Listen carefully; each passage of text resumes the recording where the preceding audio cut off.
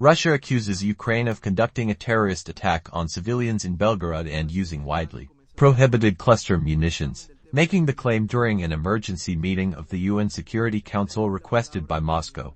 Russia said Ukraine attacked the city of Belgorod with missiles and rockets, killing at least 21 people and wounding dozens more, including 17 children. According to local authorities, it was a terrorist attack by the Kyiv regime against a civilian city. Russia's ambassador to the UN Vasily Nebenzia said, in order to increase the number of casualties of the terrorist attack, they used cluster munitions, he continued, claiming that Kyiv targeted a sports center, an ice rink and a university. It was a deliberate, indiscriminate attack against a civilian target. UN Security Council members have an opportunity to do their duty and assess the damage done to a Russian city.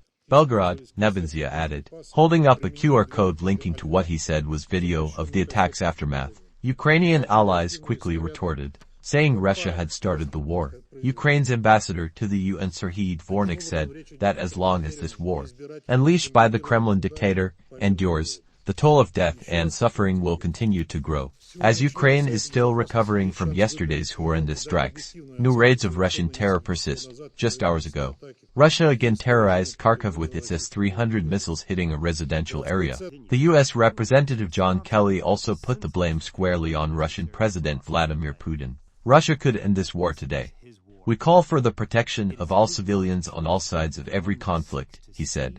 Ukraine, which has been resisting a Russian invasion for nearly 2 years and earlier this week came under a huge Russian missile and drone assault, has not officially commented on the strike against Belgorod. Belgorod lies about 30 kilometers from the border with Ukraine and has been repeatedly struck by what Moscow says is indiscriminate shelling by Kyiv's forces.